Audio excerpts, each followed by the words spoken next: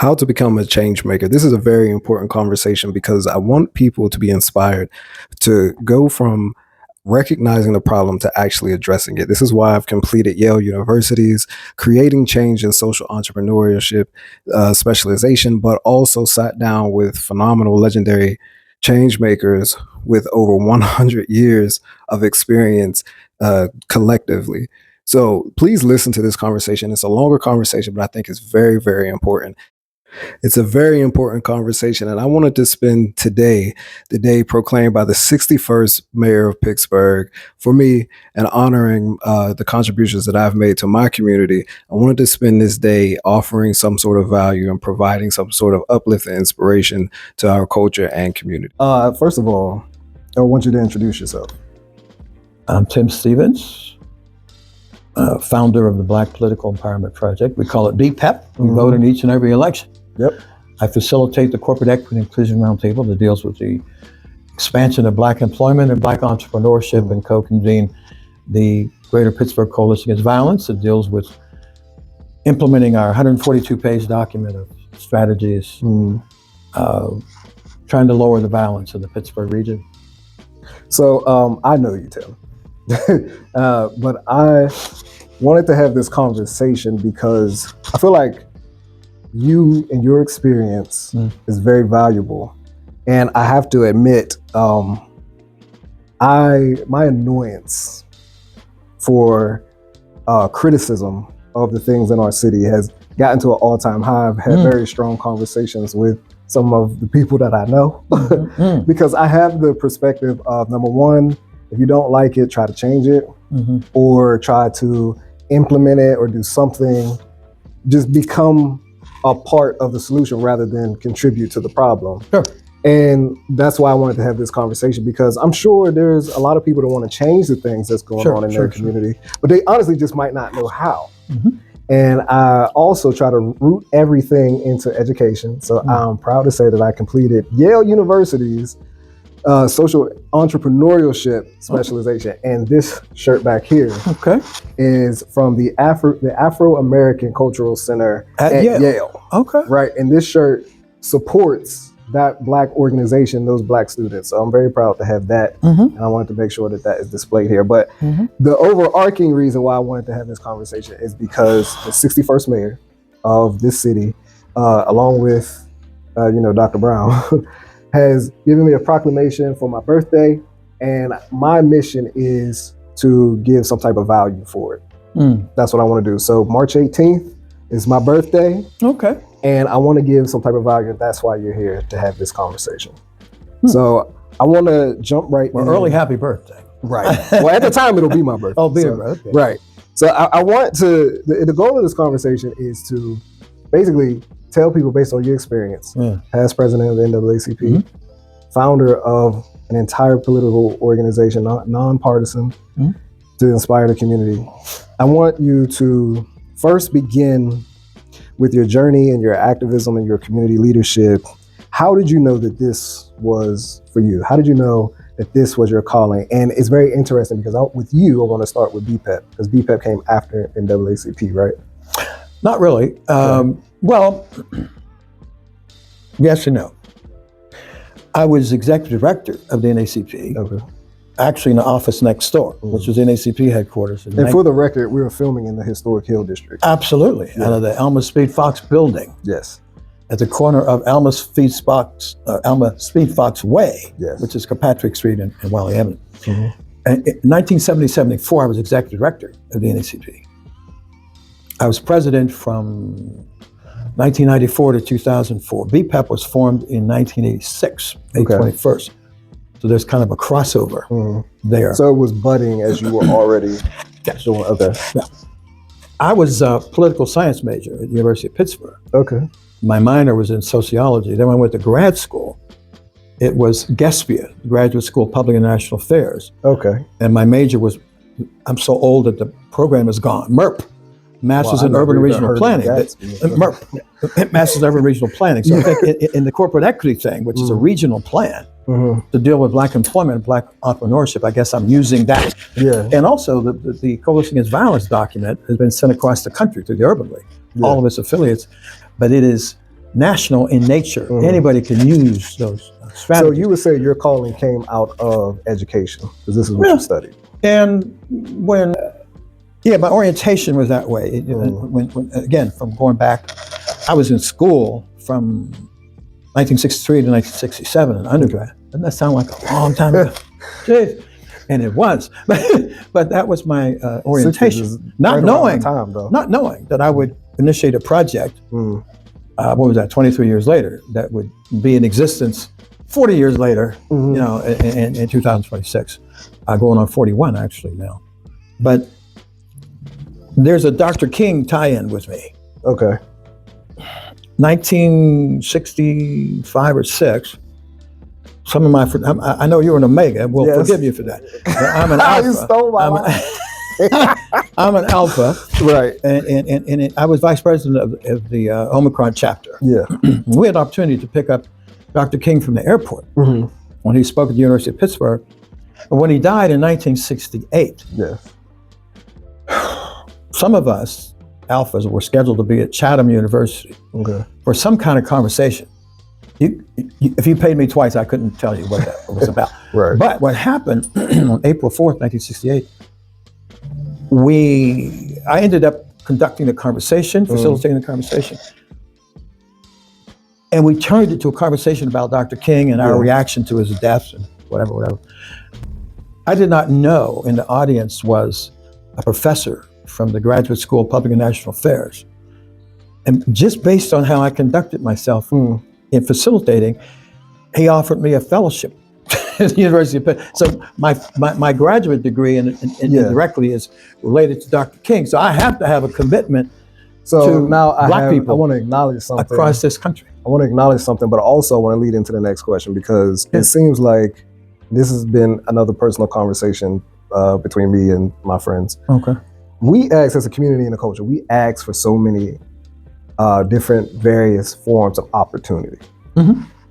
But the conversation is, who is ready to meet that opportunity? Who is prepared?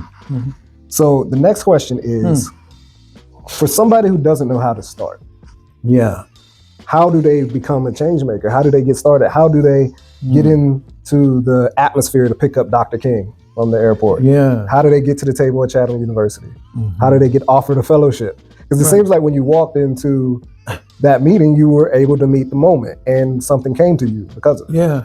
So and that's how? I mean, the last thing I expected over the death of Dr. King was to be offered a fellowship on the day of his death. Let me give you the subject of a sermon, if I may. Reverend Dr. Johnny Monroe, who eulogized my mom. Dr. Monroe, when I was considering running for the NACP presidency, had a sermon.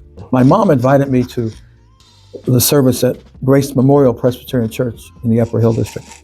I'm sitting there in the pew, and Reverend Monroe talked about the question, are you a thermometer or a thermostat? And at first I thought, well, that's kind of a silly question. At one point he called a young person up and he said, what is this on the wall? And the point was, do you just tell the temperature? Or do you change it? Or do you set the temperature? Right. Or help set the temperature? It was a very heavy question when you think about it. Big difference. Anybody can say, oh, isn't it cold? On the bottom of our strategies for change, building more peaceful community, anti-violence book, the one is 142 pages, 833 strategies impacting violence. At the bottom it says, moving from complaint to possibility. Absolutely. Yes. From planning to implementation. Quite often we as Black folks, and people in general, but sometimes we as Black folks stay in complaint. And we can say, how isn't it terrible what's happening to us?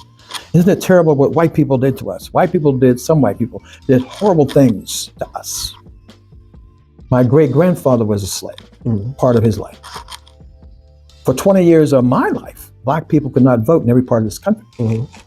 The 65 voting rights came in. I was born in 1945, so 20 years of my life, Black people do not vote across the country. But we often as Black folks stay in complaint do not consider possibility. Yeah. Like, okay, we have complaints, we have problems, blah, blah, blah. Problems for decades and hundreds of years. So what do we do about it? Right. And then, as I said, at the bottom of our document, strategies for change, building more peaceful communities, moving from complaint to possibility, from planning, when we, 300 plus people over a 10-year period, wrote that manual. We were planning. We're trying to implement through our peace summits, where we share with students and sometimes adults the strategies out of the documents and bring them to life. How do you implement? So what you're saying is you require a mindset shift to go from acknowledging the problem, Yes. acknowledging the past, learning from the past Yes. to change the future, which is the concept of Sankofa. I talk about that. There you a go. lot. Okay. And it's a mindset shift of this has happened. What are we going to do about it? What are we going to do about it? Not a continuous denigration. And I'll even say my biggest point to that part of the conversation is psychologically, we got to remember that our brains are sponges. Yes. So if we sit our brains, Some are more on- sponges than others. Some have some hard sponges. Yeah. Right. But if we sit our brain on something, it's going to absorb that. You hope so. And if you pay attention to the negativity, then you will be focused on that.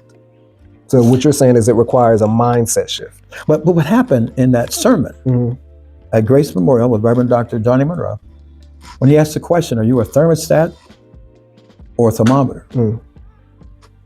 I was sitting there. And even in 1994, I had to admit to myself, based on my own history, I think I'm more of a thermostat. I just don't sit and talk about, well, what's going on, or it's cold outside. You choose to do something about it. I am more of a thermostat. As I sat there, I didn't make a decision to run for the NAACP presidency. I was still deciding. Yeah.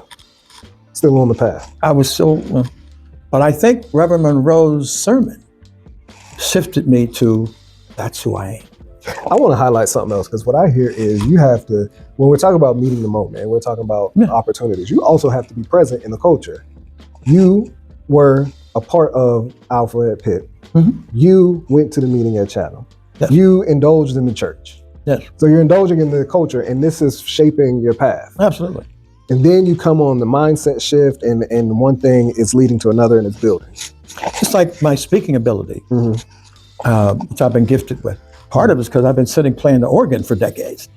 How can you not, after decades of listening to ministers, if you already have a certain amount of oratorical skills, not improve them if you're listening? I want to. I'm serious, because I agree. Some people have been asked me, "Are you a minister?" I agree, no. because Are you a lawyer? No.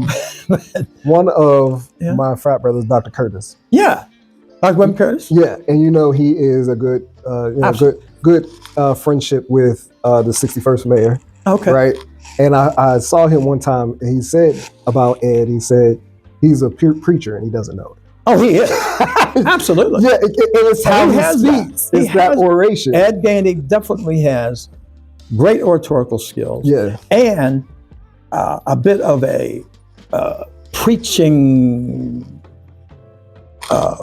orientation to how he presents his passion. Absolutely. Which I respect and appreciate. So BPEP was born out of the issue of moving from complaint to possibility. In the mid-'80s, believe it or not, we had no black people on city council. We did in the past. We had 2 last time. In the mid-'80s, we had no blacks on city council. I was at a session, had nothing to do with the University of Pittsburgh. It was an educational thing outside of the university. And we were asked to name a complaint in life and create a project around the complaint. It could be a complaint, I need a new relationship, I need a new job, I need a new house, a new apartment, a new car, whatever. Or it could be a complaint around with the world around you. I chose the world around me. I didn't like the fact that we had no black people on city council. So I stood up in front of this group. I think usually we had about, I'm thinking maybe 60 or so people in this course. And I said, I made it up. in front of mainly white people. Yeah. And I said, I'm going to start this project called BPEP. I just made it up. And the game is going to be black people vote in each and every election. Our initial slogan was, blacks are registered and vote in each and every election. It moved to African Americans are registered and vote in each and every election. We moved to African Americans vote in each and every election, to we vote in each and every election. We've done all that. Yeah. I made it up based on an upset. Yeah. It pissed me off that we didn't have any black people on city council. Right. Okay. Now, we're going on 41 years later now with the project. And with the blessing of the people with whom I work over the decades, we're a project that I think is known as one of the more advocacy organizations for black people in the region. Yeah. But it was all based on me making up stuff in a positive way. You know, that's creativity. That's using the tools that you have to implement action. Because you had to stand up, you had to say it. And then later you brought it to life when we were sitting here 40 years later. I had been executive director of the NACP in 74. So I had some identity in the city. Yeah. This was created in 1986, May 21st. We launched it with my friend Stephan Broadus. Okay. Was my first co-coordinator, New Pittsburgh Courier, who was assistant to Rod Doss. To all these key people. Harvey Adams at the time was president of the NACP. Leon Haley was head of the Urban League, and talked to Rod. We went to Rod Doss, and all these people saying, we want to start this thing called BPEP. Funny thing was, at first it was BPEP, and somebody would say, when they would speak, they would say, BPEP. I said, no, BPEP. Yeah. So I discovered I needed to add a hyphen. Yeah. So B-PEP, you have to say BPEP. You have no, you have to. So all of this stuff was made up. Yeah. The black and white reunion that I founded, we just had our 28th racial justice summit on the 21st of February this year. That was under my presidency when Johnny E. Gamage, a 31-year-old black businessman, was killed at the hands of white suburban officers. We initiated the black and white reunion, which then initiated these summits. So all of that, and I was moving from complaint to possibility, from a death of a black man, 31-year-old black man connected as a cousin to Steeler Ray Seals at the time, became a national story. I was on Geraldo a couple times at 9 o'clock when it was CNN, way back on this case. It became national because it was connected to a Steeler. But we moved that death in creating a project that 28 years later, we have 14 or so workshops every year, now moving beyond just the police issue, to housing issues, to the rights of the LGBTQ plus community, to women's rights, to whatever. It's dealing with humanity, it's dealing with human and civil rights. It expanded, but it was all out of a reaction to a death, which led to Pittsburgh being the first city in the nation for 5 years to be under a federal consent decree, observing our police department for 5 years. It ended on Friday the 13th, 2002. So what I'm hearing is life rewards the doers. You got to get out and do it. In keeping with the specialization from Yale, there's a key part in the specialization that says, you have to know what is impactful. You can't just go do it because you think it's what there is to do. There's a research part to it. There's a research, and what you're saying is your past experience as NAACP director, that allowed you to have some type of skill set, building a skill set. So what I'm hearing is you also have to be in the places to learn. I had my dad, my civil rights dad, was Bird R. Brown Esquire. One of the most famous attorneys in Pittsburgh, Black history. Alma Speed Fox, whose picture's on the wall over here, was my civil rights mother, former executive secretary at the time. I became the executive director, but she would tell you as a feminist, when I was here was executive secretary. When he was here, they changed the title to. I used to always kid her about that because it got on her nerves, But I've been blessed to be around strong feminists from my birth. My mother was a strong woman. Everybody several women in the NACP, in the BPEP family, are very strong women. So I've been blessed with that.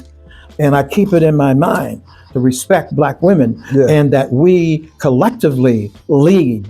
And as you know, we've been dealing with intergenerational leadership, including yourself as our social media director and with our BPEP Moments radio show with Nyota Robinson, and intergenerational leadership of dealing with all this stuff, because everybody young doesn't know everything and everybody old does not know everything. But we put people from their 20s and 30s and 50s and everybody in between and 80s and whatever. We can maybe find some solutions and work together to get them implemented. It's almost as if everybody in the culture has to work together. Listen, that is so important. Listen. Collaboration is huge. And you know what? I think I've been blessed with part of it comes from my parents' personality and orientation. And I'm going to say this in a bragging fashion. I've been an activist for over 55 years now, right? I don't think there's anybody I can call that I've interacted with in the past that would hang up on Tim Stevens. That doesn't mean they can't wait to talk to me. Doesn't mean they love me madly. It means they respect me enough to answer the phone and maybe let's do that. You know what I'm saying? Yeah. I have worked to have that relationship. It's not by accident. Because I think as Black people, let's get into that more. We maximize negative, little things. Exactly. I like what you little things. Yeah, there was a song called Little Things Mean a Lot, I think, whatever. Sometimes we take a little thing and make it a big thing. And in 2 weeks from now, whatever happened between you and me or whomever, whatever, 2 or 3, let alone a month, let alone 3 months from now, doesn't mean a spit. Yet we make it a big deal, and we end up cutting down our relationships. And as Black people, now again, we can't afford to do that. How did you, and there's a managerial part to this specialization here too. So with and when I see BPEP, I see a lot of people doing what they're best at. And I think that's the best way to operate an organization. How did you manage these relationships over the year? Because somebody wants to change, but they may not be able to connect with people, or something may go wrong, or like we just said, a petty difference will sideline the whole thing. How did you manage all this? Part of it is being conscious of that. I consciously, it's not by accident that I have these relationships. I consciously think that way. I get mad at myself if I think I'm being petty. I actually do. Because this may sound like a stupid statement, but I try not to be human. Now, what does that mean? Yeah, what does that mean? Because I'm always saying people need to be more human and humble and interactive. I mean, it's kind of human to be petty in a sense. I mean, the downside of humanity. You do something to me, I do something to you, and all that kind of thing. That's part of the violence issue with young people. Now they pull out, when I was a kid, you may beat up somebody or they may beat up you. Now they pull out the gun and shoot you. They're in the grave and you're in the prison. See? We, as adults, and particularly the older adults, obviously we haven't trained our own people well enough in the culture of being kings and queens. So we're having the conversation about how to become a change maker. And I'm glad that you took the time to come and speak to me, Brother Lawrence, but you want to introduce yourself? Oh, I'm Ron Lawrence. As simple as that. I'm a retired engineer. Retired engineer from 2015, and just sitting back now enjoying life. Now, Brother Lawrence, I had the pleasure to meet your son. Both me and him stood up at your birthday for a couple of hours now. There's a lot more than retired engineer. Legendary thought leader. International innovator. You worked all around the world. Oh yeah, been all around. The mentee of the Hidden Figures women of NASA. I mean, fantastic ladies. They were absolutely way before their time, and they were fantastic. They encouraged me to continue in what I was doing. Yeah. So let's jump into it. How to become a change maker. Oh, I mean, I just say, hey, we all got to exist in this country. Exactly. And we just got to learn to get along, right? The problem is trying to learn to get along. Right. And my concern right now is that we keep getting our kids educated as much as we can. So they understand what their life's going to be like and how they can control their lives. You can't control your life if you're not educated about what's going on. So how do you do this? If you have somebody, let's say you have a parent now, you're sitting there and everybody's wrapped around the news, war, DEI denigration, social media. How do you do this? You're a parent. How do you do this for your child? And that's our biggest problem. I'm glad you brought that up. You know, getting our parents to understand what they have to do to encourage their kids to become as educated as possible, right? And I'm not talking about just in books, or in becoming going to college. Even learning a trade is fantastic, okay? And that's part of education, though. And my dad taught me all that growing up. I mean, I knew how to do how to take care of a car, how to do my yard work. I did everything. I learned everything about carpentry around the house, electrician work around the house. My dad taught me all that. Him and my grandfather, they made sure we knew everything about what it took to make it through life, right? It's all about getting through life and being successful in life and having a decent, happy life, right? And that's something we hadn't experienced in forever back then. I mean, I look at what my daddy went through, my dad and my mom, my grandfather, my grandmother. I say, I always ask myself, like, God, I say, how'd you do that? How'd you make it through all that? And they say, well, it's perseverance. It's all perseverance. You know, that's why I'm a Q, because perseverance. That's right. Yeah. Now, Brother Lawrence, I have to say, and that's actually why I call him Brother Lawrence. It's my fraternity brother. So I got to say, I've heard you say that more than a handful of times. I'll call you and say, hey, Brother Lawrence, what about the Black Expo? Oh, we had that. What about this? We had that. What about that? Well, we had that. And I'll ask you, what do you think about I don't know, Brazil stopped using the dollar. What do you think about this economic thing? What do you think? And you have said consistently, we've seen it before, we'll get through it. That's right. For somebody who does not have that experience, how do you fuel your perseverance and get through it? That's a good question.